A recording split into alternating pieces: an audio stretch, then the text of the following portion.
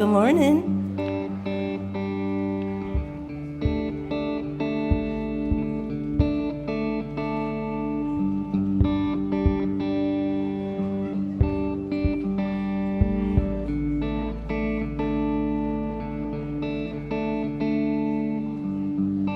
There is a space in my heart where I can find the truth, find me in you. Truth beyond what you may see now. When we are one, we bring more good and bad.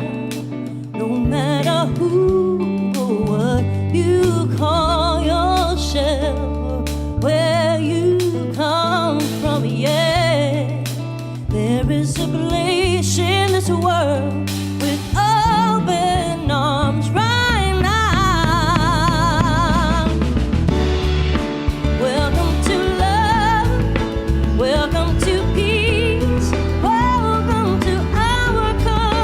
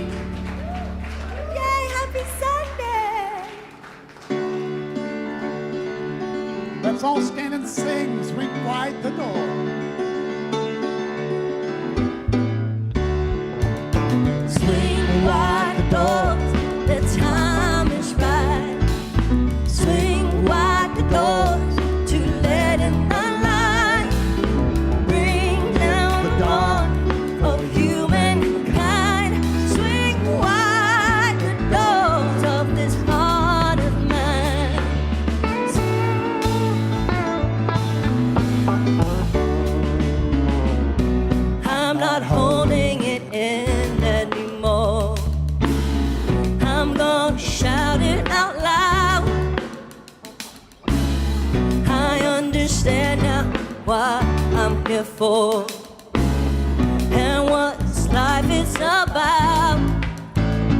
It's about love, it's about laughter, it's about comfort and smiles. It's about love, it's about kindness, it's about hearts open wide. It's about love, it's about passion, it's about taking a chance. It's about love, it's about service, it's about lending a hand, about lending a hand. Swing wide the doors, the time is right.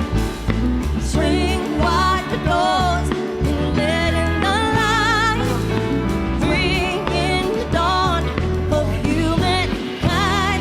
Swing wide the doors of this heart of mine.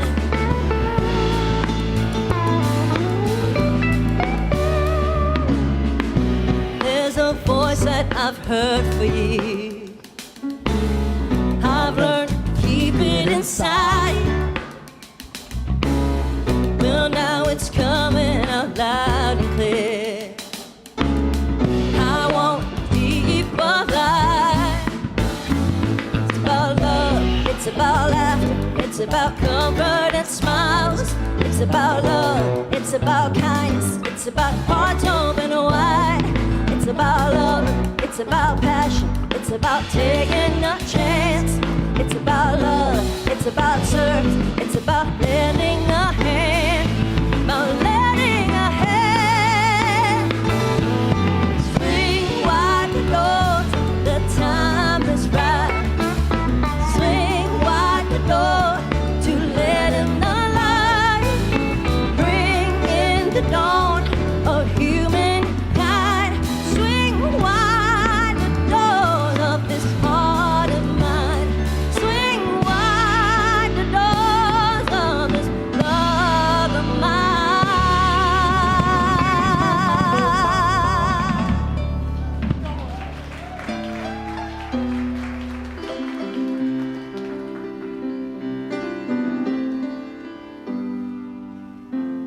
I will leave this world as it is, go inside to find my God. I will leave this world as it is, go inside to find my God. I will leave this world as it is, go inside to find my God. I will leave this world as it is, go inside to find my God. Inside there is peace, inside there is joy, inside is more than enough. Inside there is peace, inside there is joy, inside there is sacred love. I will leave this day as it is, go inside to find my God. I will leave this day as it is, go inside to find my God. Inside there is peace, inside there is joy, inside there is more than enough. Inside there is peace, inside there is joy, inside there is sacred love. I will leave this life as it is, go inside to find my God. I will leave this life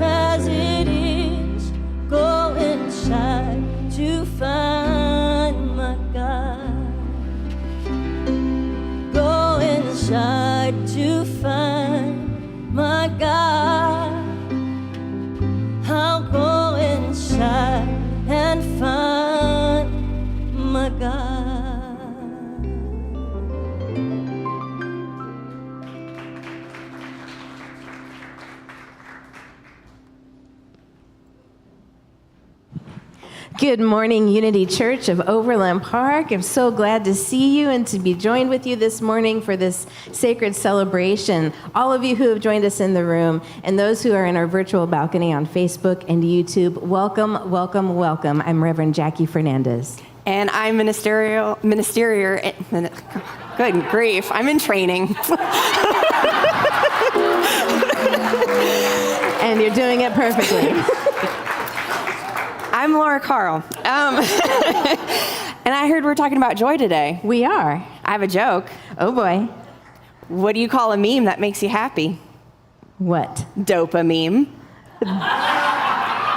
That was good. Thank you. You know how I feel about corny jokes, right? Yeah. Required on a Sunday. I mean, what are they going to do? Call the crops? I mean, we're here all day. The band, stay put, stay put. There we go. Bring in the kids. Send in the clowns? I don't know. Which was it? Well, we are missing our dear Reverend Eileen this morning, but she is in Pittsburgh, home with her family, and so we just bless her time together and let it be a nurturing, celebratory time. So we love you, Eileen, and we miss you, and we'll see you next week. Let's center this morning in prayer. So we turn within, leaving this day as it will be, accepting this life as it is, with gratitude for all that is expressing right now, right here, in us, through us, as us. We give thanks for this day, for we are alive. And because we are alive today, everything is possible. So we know and we affirm that we are co-creators with the one creative power in the universe. So we open ourselves to possibility of what this day may hold for each of us, individually and collectively. We give thanks for each and every one who is gathered right now or in the future, knowing our oneness, one with another, our interdependence.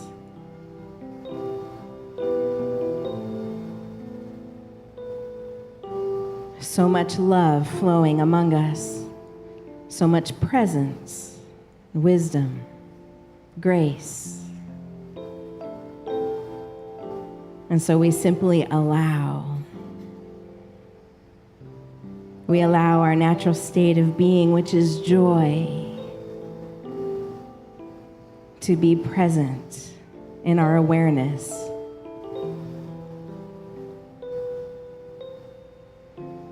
And it is from this joyful heart to this grateful heart, this faithful heart, that we speak one of our foundational affirmations in unity. There is only one presence and one power in the universe and in my life, God, the source of all good. And now we turn to that source within us and all around us. And we hold what is true in our hearts, that we are whole, that we are love, that we are joy. And we hold all the prayers and all of the wants and desires, and we affirm them as truth. And so it is. Amen. Amen. And so we bring Envy back up for music with Reverend Fred and the UCOP Band. Thank you.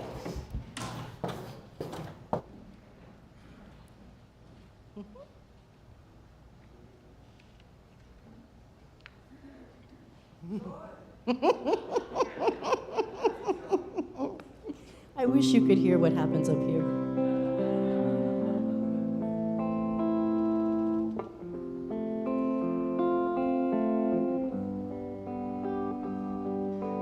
Joy sneaks up on me in some little thing that I wouldn't have thought much of. A smile that I didn't expect, a chill running down my back and neck.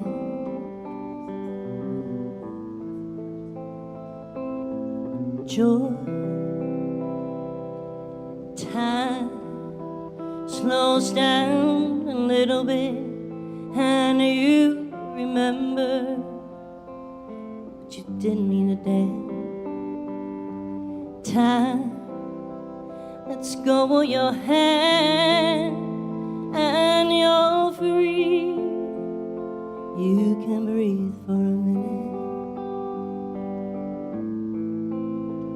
Ooh, time.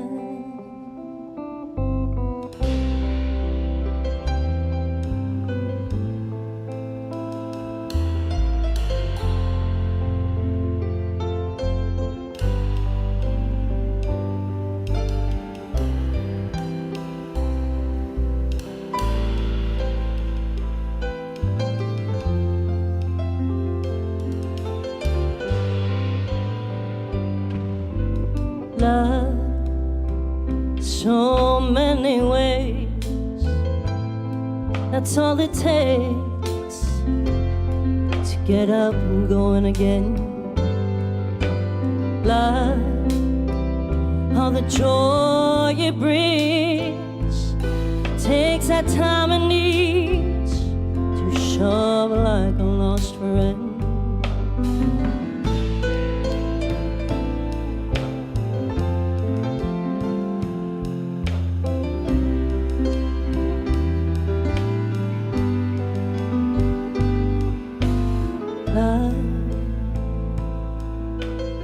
Joy, it takes time.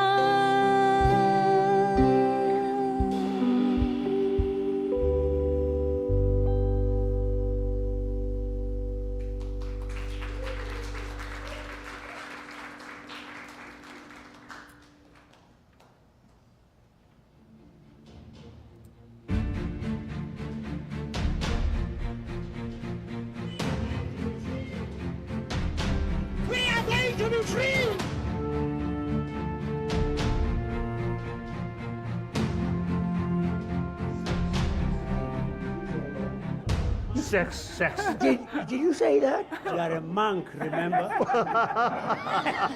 I've sometimes said to him, the cameras are on us. Honestly, the energy between them is 8-year-old boy. You are mischievous. What is the purpose of your visit, sir? Just enjoy our friendship and talk about joy. I don't think you could find two people on the planet who are more different than the Dalai Lama and Desmond Tutu. One grew up in absolute poverty, the other grew up in a 1,000-room palace. Unfortunately, that person is Christian. Unfortunately, he's a Buddhist. There's a lot of shared background. Both of them have deep history of struggle against authoritarian systems. The Tibetan people are being exterminated. Their culture and religion are being stamped out. Age 24, I lost my own country.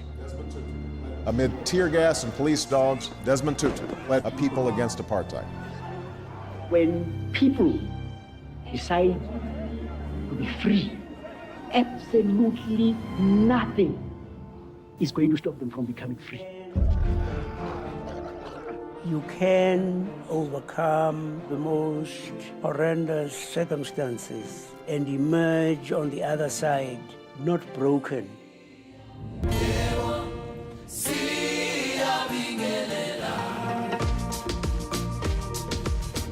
When you say you are pursuing happiness, you are not going to find it.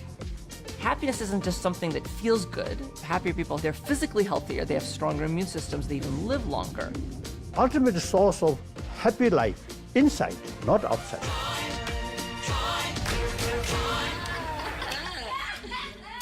You really become something quite special. Yes.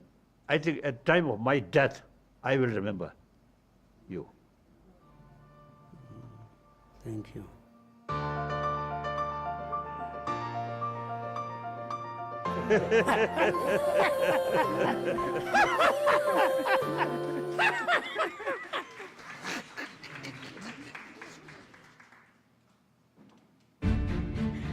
Eight-year-old boy energy, for sure.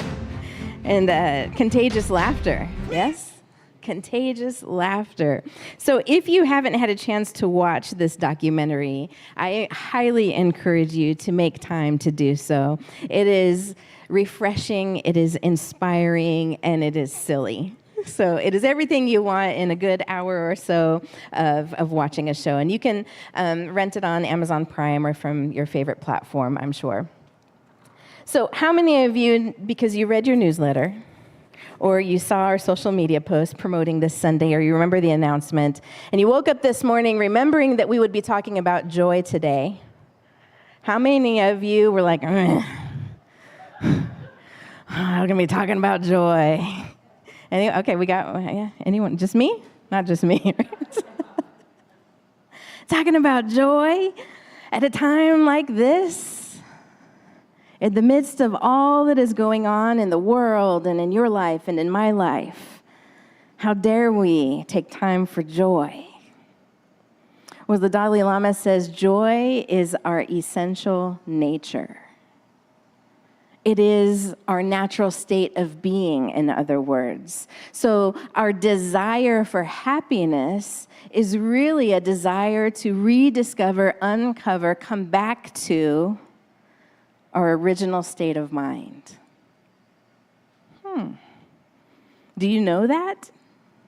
It's news. I had a conversation before service, was like, what? I'm going to have to think about that. My natural original state of mind, joy. You are an expression of the divine. That is heaven, nirvana, bliss, whatever name you want to give it, expressing through you. It is your natural state. And as the Buddhist would say, the source of all of our suffering, right, is our attachment. Attachment to our problems, attachment to our worries, attachment to our expectations, attachment to our desires. So it's very easy, you can see, to get out of our original state, our natural state of joy. Now, as spiritual practitioners, people on a spiritual path who want to pursue happiness, you heard Desmond Tutu say, as soon as you go after it, you're not going to get it. So in this documentary, spoiler alert, which there will be some today, so you're bad if you didn't watch it. Also, I have the book, and I have taught from the book on this very platform before, so you may have remembered me bringing that up here. Spoiler alert, the key to joy is compassion, is getting out of our own self-centeredness, which is how our ego is naturally wired to be. Its original state is to be concerned with the self, but to move beyond that and into compassion so that the more we are actually concerned with other people's happiness and joy is how we achieve and experience our own joy. Well, that takes a lot. And our spiritual path tells us to turn within. We just sang a song. Go inside and find God. Not go over to so-and-so's house or not get into a conversation with this person or that person that takes me out of my joy. Not to let go of my attachment that I think brings me comfort, but really it brings me suffering. So what then are we to do if we are to turn within to find God and also turn to others to find joy and happiness? It's the same instruction using different words. Turning within to find God and turning to others to experience your own joy are the very same instruction using different words, because we observe other. But in truth, there is only one presence. So if I am turning within to find God, I am also turning to you to find God. The risk that we run when we turn within is that we stay there. We stay locked in our mind, in our feelings, and we begin to identify or perhaps over-identify with our thoughts and with our feelings, and we begin to believe all of the things that we think. And that's how we start to experience separation. And then we begin to believe in our separation. So do you see that risk that we run of turning within to find God? We might just find our thoughts, our worries, our fears, our doubts, and then start to become so consumed by them that we forget to look up and look around and behold the presence of God all around us. So in this documentary, our two luminaries, they give us pillars of joy, the nature of joy, and our obstacles to joy. And so I'm just going to read through the 8 pillars. You know the obstacles, don't you? Okay, pop quiz. What are your obstacles to joy? Fear, which they include stress and anxiety. What else? Doubt. Frustration, anger, sadness, worry, despair. What was that? Judgment, loneliness, envy, not envy. Envy. Not me, she says. Suffering and adversity, illness and fear of death, right? Those are the sources of our suffering, right? Obstacles to being in our original nature, our original state of joy. The 8 pillars of joy. How do you maintain that original state? What are the pillars on which you can rest your joy? I'm just going to read them to you, and you would probably guess some of these. Perspective, humility, humor, acceptance, forgiveness, gratitude, compassion, generosity. I'm going to read those again, and I want you to feel them in your body. Perspective, humility, humor, acceptance, forgiveness, gratitude, compassion, generosity. Yeah. You know, joy is also the result of love. So if you are having a hard time connecting to the joy in you, find where love flows through you. What do you love? Who do you love? How do you love? And you'll immediately connect with that joy. And then we can get to work and start working on the other pillars. I'm going to close this, not right now, but I'm just giving you a heads up. We're going to close with one of the practices for joy. In the book, they give practices, and you can go to the website. It's filled with all kinds of resources as well. And we'll do a specific kind of meditation that the Dalai Lama practices as well. So we're going to get there. But first, also the Dalai Lama has mapped joy. And I thought this was really interesting. I wanted to share it with you because he talks about how joy is associated with other feelings. And so I think it's important for us to know that, because if we're in pursuit or if we're in desire of having more joy, it might be easier to get through, like I said, get there through love or through one of these other feelings: pleasure, amusement, contentment, excitement, relief, wonder, ecstasy or bliss, exultation, radiant pride.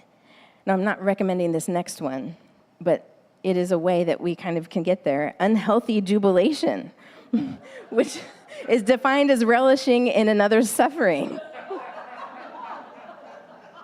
It's just a map. The map does not judge. Elevation, gratitude. And then another Buddhist added rejoicing, delight or enchantment, and spiritual radiance. And I love this because hidden in these feelings are keys, right? Keys to our joy. Keys to let go of our attachments. Keys to separate ourselves a bit. Suffering is real. But to separate ourselves from the thoughts and feelings produced by our pain. Remember, a few weeks ago, I talked about the inner observer, that we each have an inner observer. We have that in us that is experiencing life, doing, saying, thinking. And then we have the inner observer. And when we can create just awareness, that creates distance, it creates a pause between a stimulus and a response. It gets us out of that reflexive fight or flight that our ego, that our brains are wired for our survival. So we don't demonize that. That's okay. And if you respond and are reflexive in a moment, that's okay. You can always have a do-over. But the practices of our spiritual tools, specifically meditation, help us cultivate that pause in such a way that we can tap into the observer and, oh, I'm having a thought. And that thought is producing a belief that is causing me grief, anger, loneliness. And so rather than identifying with that, and therefore I am lonely, I am sad, I am angry, we elevate our I am statements. I am the presence of peace in the midst of all circumstances. I am a beacon of faith. I am a beacon of love and light. And we settle into what's true, not to deny the presence of our pain and suffering, but to deny the power that they have over us. And so it's really important.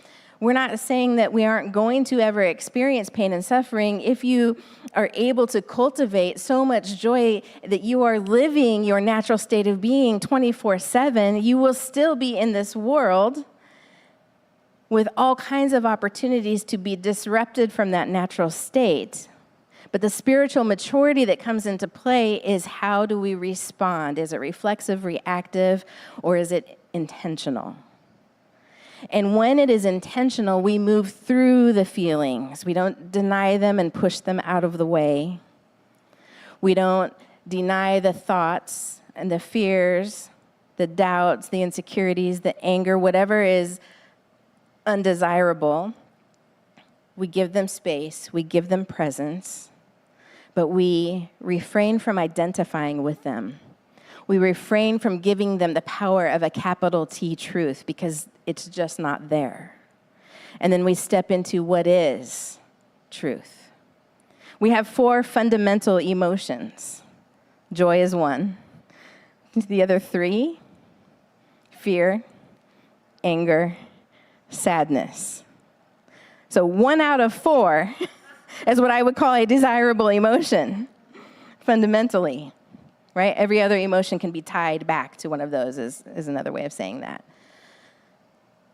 So we have work to do, right? We are wired in such a way that 3 of the 4 fundamental emotions that we are going to experience are undesirable, right? To safeguard our joy becomes a sacred practice. So let's watch another clip from the film. Let me ask you. Oh. You've been in exile 50 what years? 56. 56. From a country that you love more than anything else. Why are you not morose? Morose, sorry. Sad. Oh. Because I become refugee, so this new opportunity comes. If I still remain in Potala, in Lhasa, some people describe golden cage. Dalai Lama, holy Dalai Lama, remain like that. So I personally prefer the refugee life. It's more useful, more opportunity to learn, more experience. Reframing, cognitive reframing is really a powerful technique to change your mindset. And in the Buddhist language, we call it outlook. And this is a fundamental insight in Buddhist psychology. That's why so much emphasis is placed in Buddhist psychology on changing the way you see the world.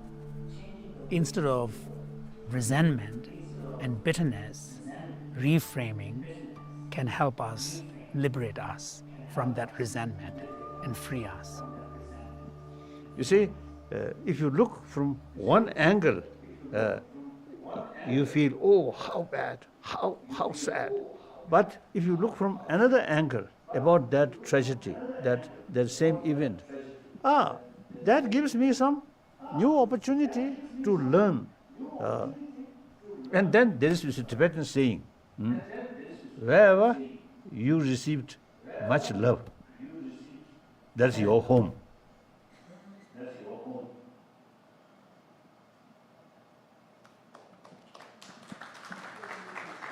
I mean, it's such a gift that this experience took place. 1 week they were together, and the documentary is just over an hour long, and then the book also has a lot of the transcripts from that time together. And I should mention, in case you don't know, that Desmond Tutu did make his transition into the spirit realm, I think in 2021. But the Dalai Lama, oh boy. I mean, to say. So, okay, let me get you caught up on a little hot tea from the Dalai Lama. So, several years ago, I think about 10 years ago, he declared that he was not going to reincarnate. Are you aware of this? He said, I'm not going to do it. And so, the role of the Dalai Lama is selected through reincarnation. So, when the Dalai Lama passes away, all of the children, boys, who are about the right age then are gathered in toddlerhood, like he was declared Dalai Lama, I think at the age of 2 or 3. They are given some belongings from the previous Dalai Lama and mixed in with other items. And it's believed that if the child who chooses that which was formerly owned by the past Dalai Lama, that's one of many sort of parts of the ritual and process of selection. Okay, so he's 10 years ago, so we're done. I'm not going to reincarnate. Well, just like a few weeks ago, I think, he has now said he's going to reincarnate, possibly as a woman or as a member of the LGBTQ community. And here's the real kicker, not in China. The Chinese government is having a hissy fit about... Like right now, I feel like I should actually watch my words. They are very upset and have declared that only China has the authority to name the Dalai Lama. And the Dalai Lama has said, only my trust, which is those who are basically his trust, right, of the ranks in Buddhism will be able to select the next Dalai Lama. So buckle up, Buttercup. You think there's drama in selecting the new pope? Oh, no. They got us beat. So, I mean, he is alive and kicking, and he has made, that is a foundational, fundamental shift in the whole identity of what it means to be Dalai Lama. That is, I think, a change in a world religion that we have not seen maybe since Jesus. Wow, I said that. Let's talk about that later. We're going to think about that. I'm going to talk about that with the one in training. See what they think. But really, I'm going to think about that because I think that's really a true statement. I don't think we have seen a fundamental change in one of the major world religions to that degree since. Is anyone disagreeing? James, I'm looking at you. Okay. What a time to be alive. What a time to be alive. Joy. Back to the script. Here we go. You know I don't have a script. So reframe is what he just talked about. So one of the pillars of joy being perspective, right? Perspective. And the opportunity to reframe. We have named a whole movement off the idea of reframe, right? New thought. We are in the new thought movement. Let's have a new thought about ancient wisdom. Let's have a new thought about just what you're thinking, what you've been thinking, that maybe not so wise. But repeat, on loop. Maybe something someone else said to you. It's not even real anymore, right? The words were spoken, they were done, right? Talk about impermanence, words just gone. But who's saying it over and over and over and over again, that thing that was so hurtful, the thing that was so painful, and we just put it on loop and repeat and have all the feelings and relive. That is the actual breakdown of the word resentment. Resentir, to feel over and over and over again, it becomes resentment, right? So we release that resentment. We reframe our thought to talk about exile in the way that you just heard the Dalai Lama talk about it. It's a new opportunity. He didn't say there was no suffering. He didn't say it wasn't painful. He didn't deny any of that. But what he did was he looked at what is constructive about this experience. What can I take and make constructive about this experience?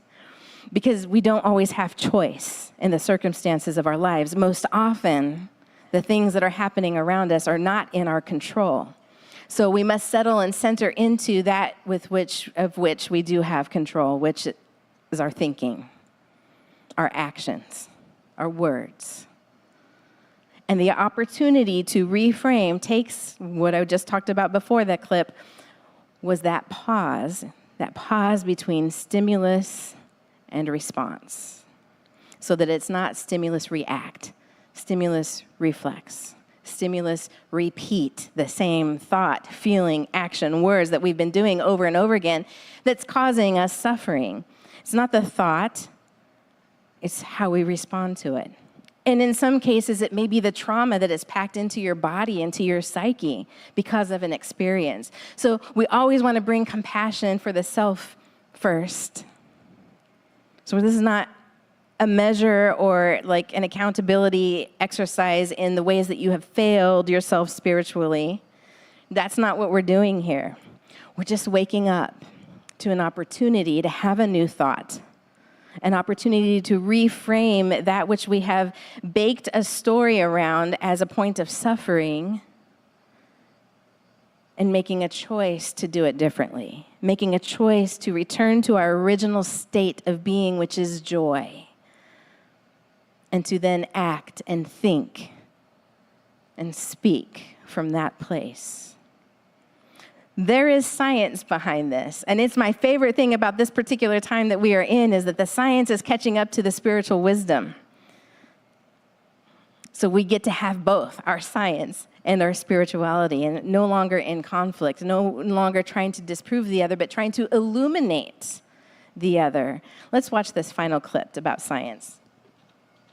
I first met His Holiness the Dalai Lama in 1992. He invited me to talk with him about the possibility of engaging in neuroscientific research with Tibetan monks, practitioners who have spent years training their mind. I began my career studying the disturbed mind. And when I met His Holiness for the first time, he challenged me in a very direct way, and he said, why can't you use the same tools of modern neuroscience that you've been using to study depression and anxiety and fear? Why can't you use those same tools to study kindness and to study compassion? When we first proposed this, most people looked at us like we're absolutely nuts. But here's the experiment. What we do is we bring people into the laboratory and we put a kind of metal plate that we strap onto a person's wrist. And through this plate, we can circulate water very, very rapidly. And we can regulate the temperature of the water. And I could tell you that this is damn hot. It feels like it's burning your skin. So we just give them one experience of this so that they know what we're talking about. And we tell them we're going to give them two tones. When they hear one tone, which is a high-pitched tone, beep, then they know that in 10 seconds, they're going to get zapped with this very painful stimulus. If they hear a low tone, boop, they know that they will just feel warm, but it won't be hot. Very simple. So we have people who've meditated, and we have controls, people who've never meditated. Now we know where in the brain the pain circuits reside, so we know exactly where to look. And when we look at those circuits in the non-meditating controls, the moment we present the high-pitched tone, beep, their brain responds as if it received the actual pain. So nothing's happened other than they got a tone, but their brains are responding as if they got the heat. When you do that with the meditators, they receive the tone, beep, nothing happens. There's absolutely no significant change in the pain matrix. They're flat. Then when the actual heat comes on, both groups respond. But then as soon as the pain goes off, the meditators come right back down to baseline, whereas the controls persist. Their pain circuits are still reverberating. It's as if they can't shut them off. They're ruminating about pain. The conclusion that our work has led us to, very simply, but we think it's a very radical conclusion, and that is that well-being is a skill. Well-being can actually be learned, it can be nurtured, and it's a skill that can enable us to live a happier life. When human beings first evolved on this planet, none of us were brushing our teeth. This is a learned behavior. It's not part of our genome.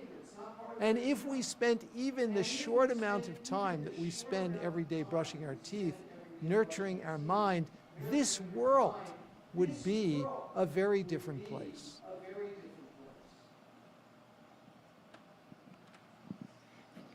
How about that? That is some good science. That is some useful science. So did you catch that? The non-meditators heard the tone that would signify in 10 seconds. That's a long time.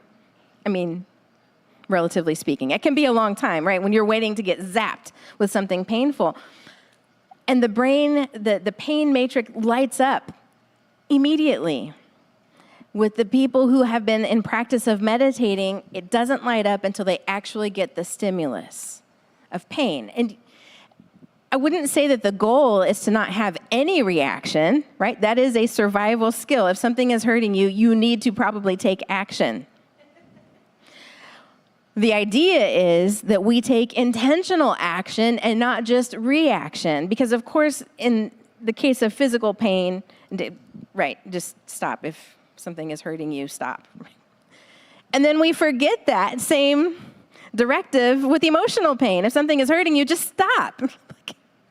But instead, we repeat and we repeat and repeat, either by replaying it in our own mind or staying in the same unhealthy dynamic in a relationship or coming into a conversation that maybe you are not someone who you don't like conflict and you get stressed up. Your brain lights up before you even get to the place where you're going to have potential conflict.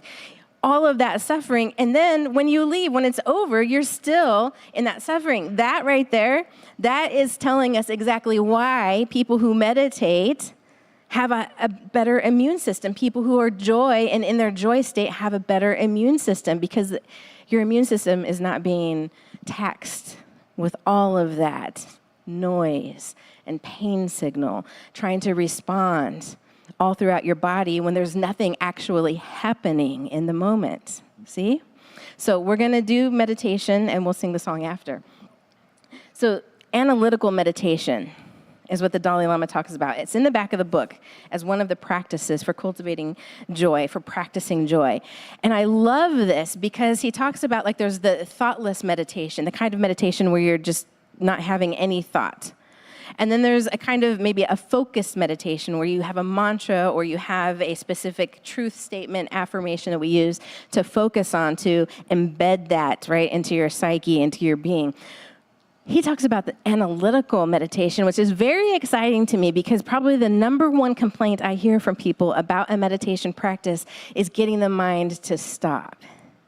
And in this one, you don't have to get the mind to stop. You actually get to activate the mind in a very specific way. And so the practice is to come into stillness, to close your eyes or simply soften your gaze. The Dalai Lama doesn't ever actually close his eyes. He just looks down.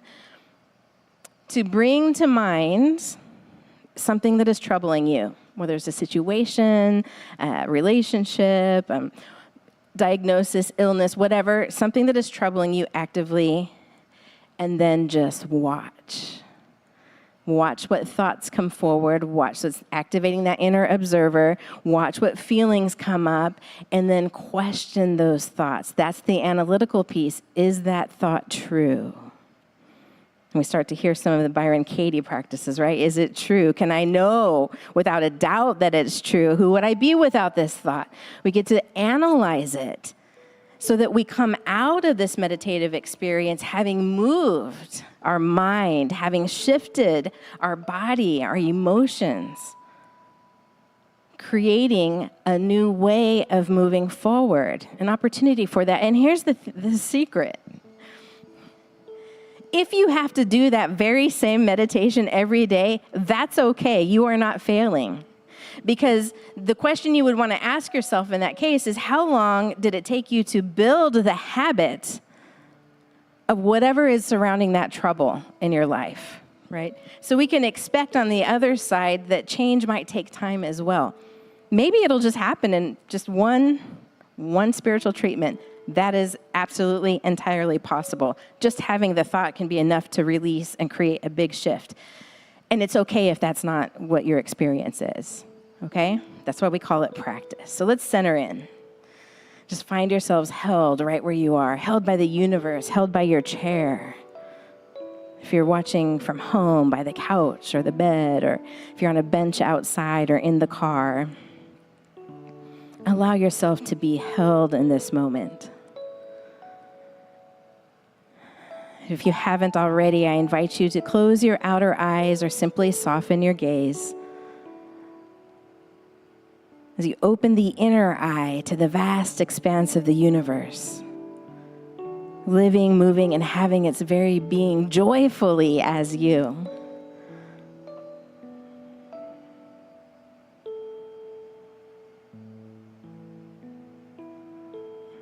And so we begin our practice by allowing something that is troubling you to come to your awareness.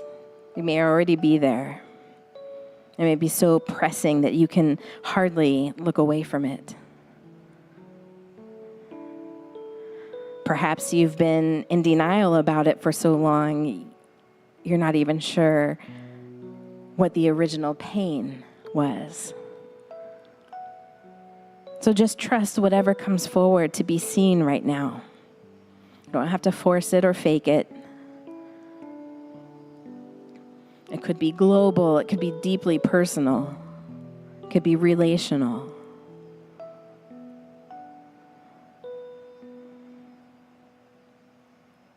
And now we notice, how is the mind activated around this topic? How is the body activated? The feelings, emotions, what is being stirred in you?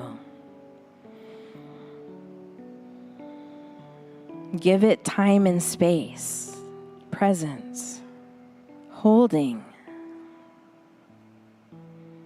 Name it.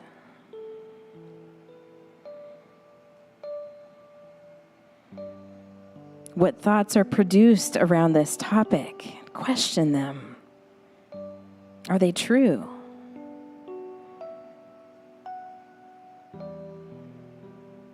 Are they projected?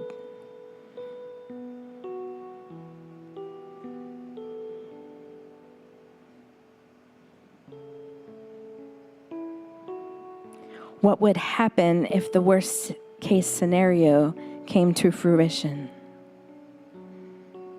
Would you be okay?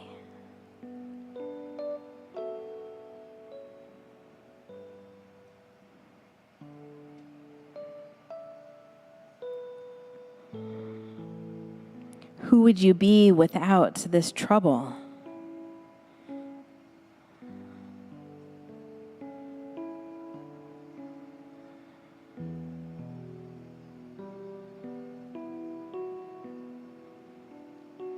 And noticing the emotions that are coming forward.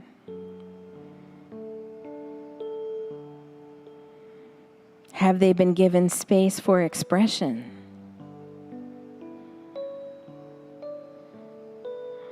Are the emotions responding from an untrue thought?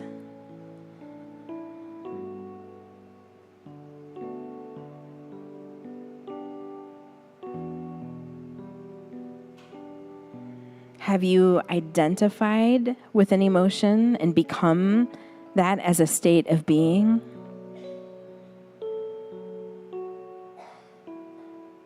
Can you create some distance? Enough, just enough to say, I am feeling this, which is so very different than saying, I am this.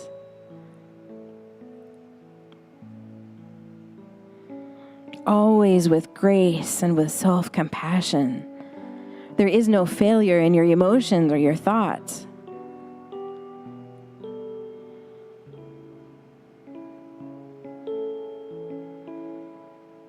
There is only opportunity.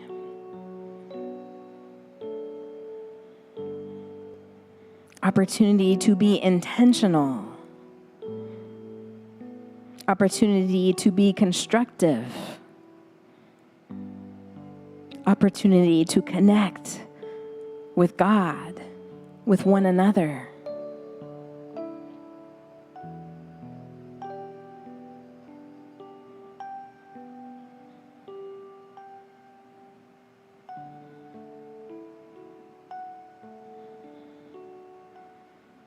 And so we allow this space to be a creative space, seeing thoughts, feeling emotions, feeling the body in light of this troublesome topic, whatever has come forward for you.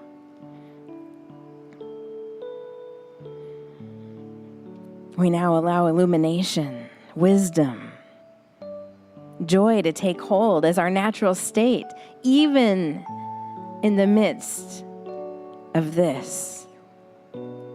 Joy is my natural state.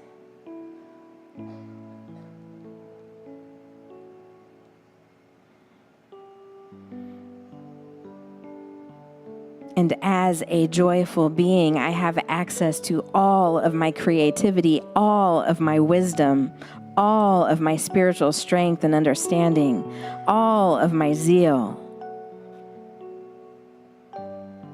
all that I need to release that which no longer serves me.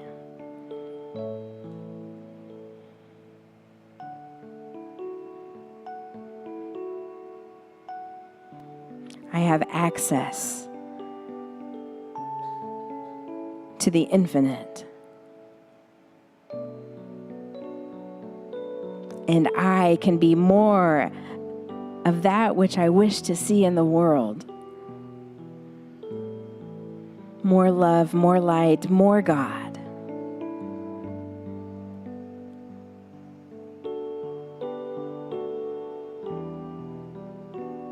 And it is in this light and in this love that we know truly who and whose we are.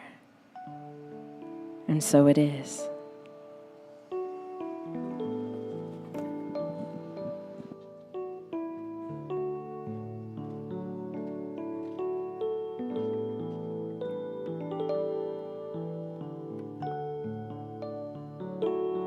Lead me, love, lead me on.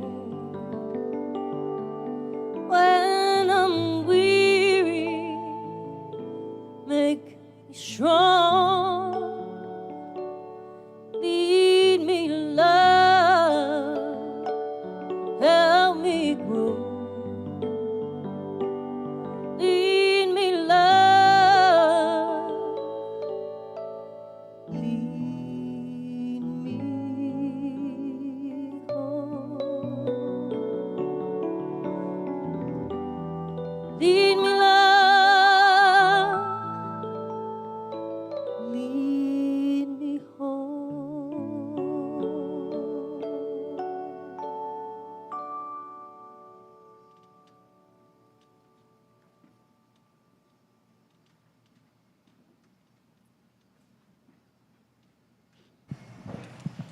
Good morning. I'm Barb. I'm Laura. And we have a few announcements for you. Oh, our annual prayer chaplain training is right around the corner on Saturday, August 16th. If you are interested in joining the team or wish to find out more about what a prayer chaplain does, please plan to attend one of the 2 informational meetings being offered. The first one is today following the service. If you can't make it today, a second meeting will be offered next Sunday, and both meetings will be in the studio space beginning at 11:30 a.m. All right. Starting next Sunday, James Masters will offer a 6-session class titled Happy, Healthy, Wealthy, and Wise, based on the book Spiritual Economics by Eric Butterworth. The class is designed to elevate your understanding of prosperity as a state of consciousness. You'll explore how visualization, gratitude, inner security, and divine law shape our experience of abundance. This course is a practical and spiritual deep dive into the principles that empower you to live from the inside out. You can register online or at the sign-up sheet on the table in the back. The class begins at 11:45 a.m. in the Idea Lab. On Saturday, August 2nd, you're all invited to join us at Hamburger Mary's for their Ham Bingo fundraising event. The bingo is hosted by some of Casey's fabulous drag queens and is a bit on the salty and sassy side. The fundraiser runs from 4 to 6 p.m., so play some bingo, enjoy some fabulous food, and support our mission of creating affirming and safe spiritual community for all. Reservations are strongly recommended, which you can make directly with the venue. We hope to see you there. Right. Lastly, we are excited to share about the UCOP Women's Retreat 2025, Magical Mystical Meditation Tour, a transformative gathering designed to nourish your mind, body, and spirit. The retreat is on Saturday, September 13th, from 9 a.m. to 4:30 p.m. at the Hollis Renewal Center in Bonner Springs. Reverend Dr. Shari McMurray will be your tour guide. Bethany Shipley is a featured speaker, and music will be provided by Reverend Aaron McCabe. This will be a day rich with spiritual practices, healing, and sisterhood. Early bird registration is $60 through August 14th, and you can find more details and register online using the link provided in the e-news. You can also register at the table in the cafe after the service. And we're now going to focus on one of the pillars of happiness, which is gratitude. And we're going to take a moment to feel that gratitude and for the opportunity to give back to two of our monthly tithe recipients, World Central Kitchen and Smooch Food Pantry. So let's just take a moment to think about all of the time, the talent, and the treasures that are in our lives as we say our blessing. Just one moment.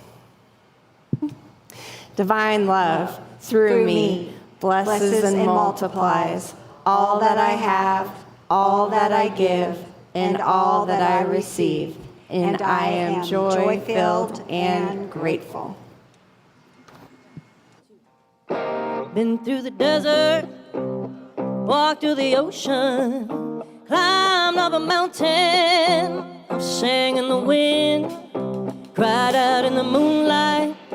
I've drank that potion, wish in the fountain, and I've lived in sin. Been searching for an answer to make me complete. Every time I think I found it, the ground shifts under my feet. What I know is every moment is a blessing. Every love is like a lie. Beauty comes in every sunrise. Living is a purpose, living is a purpose, living is a purpose. Living is a purpose of life.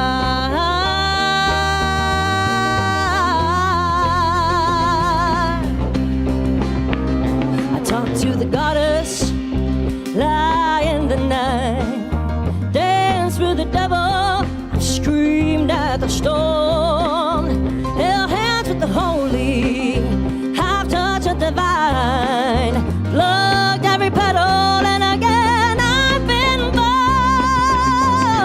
born, searching for an answer to make make me complete. And every time I think I found, the ground shifts under my feet. All I know is every moment is a blessing. Every love is like a lie. Beauty comes in every sunrise. Living is a purpose, living is a purpose, living is a purpose. Living is the purpose of life.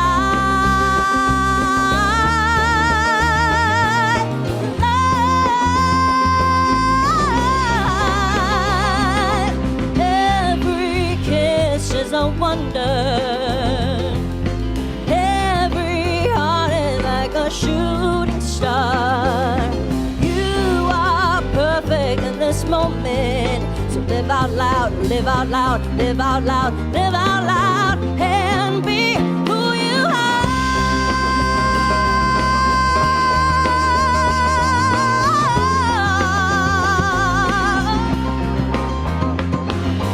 Be who you are, be who you are. Just go out and be who you are, be who you are, be who you are.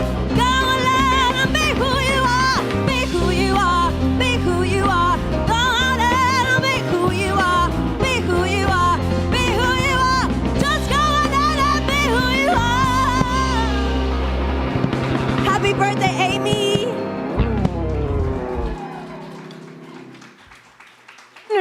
Reverend Fred and the UCOP Band. Thank you. Wow.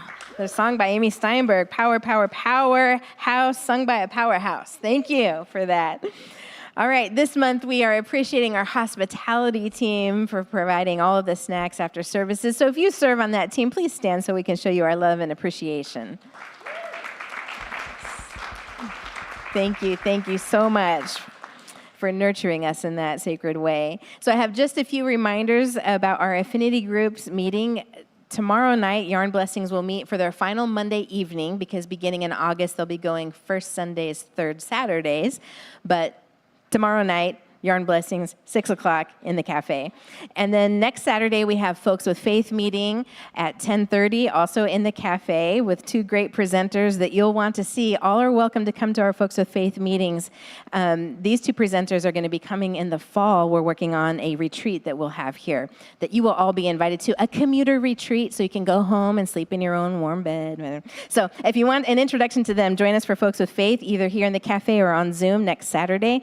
And then the men's group will be meeting on the first Saturday in August, on August 2nd. Also next Sunday, look at us using our space. Next Sunday is also Quiet Path Yoga at 12:30 in the studio.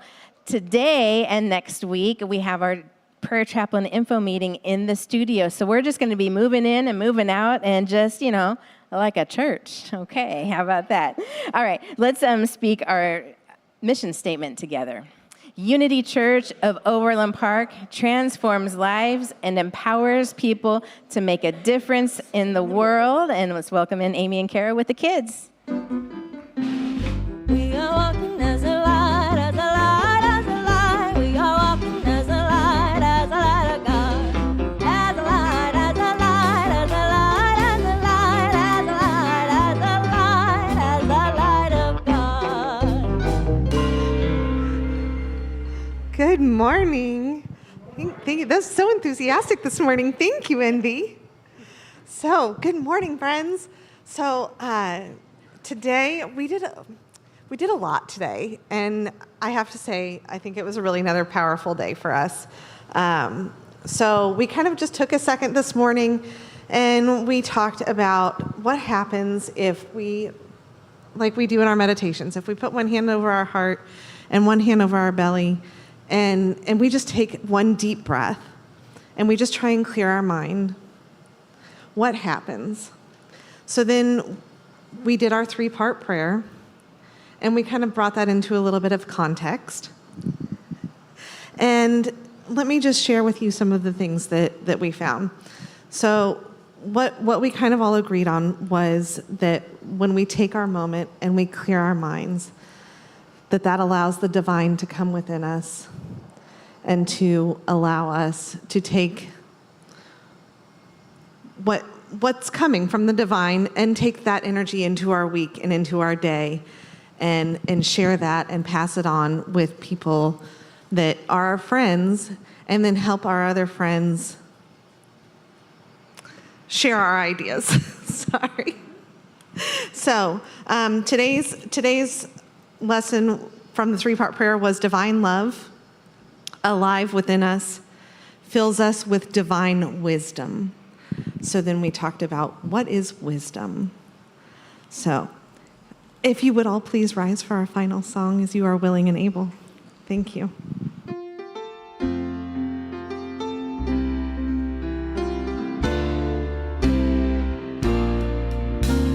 Shine, be glorious, reflect the divine. Shine, be glorious, reflect the divine. Spirit of mine, Spirit divine, let me shine your light. Shine, be glorious, reflect the divine. Shine, be glorious, reflect the divine. Spirit of mine, Spirit divine, let me shine your light. Let me be a vessel, let me be a vessel, let me be a vessel of love. Let me be a vessel, let me be a vessel, let me be a vessel of love. Okay, say hi to each other and hug each other with permission.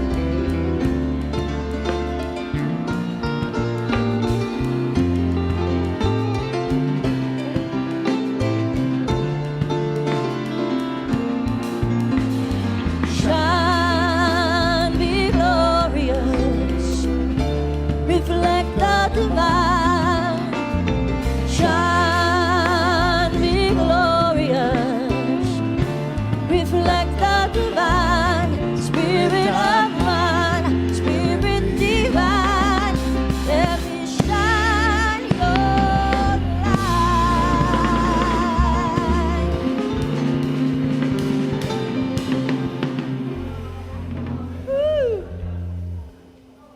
From right where you are, join me in the prayer for protection. The light of God surrounds us. The love of God enfolds us.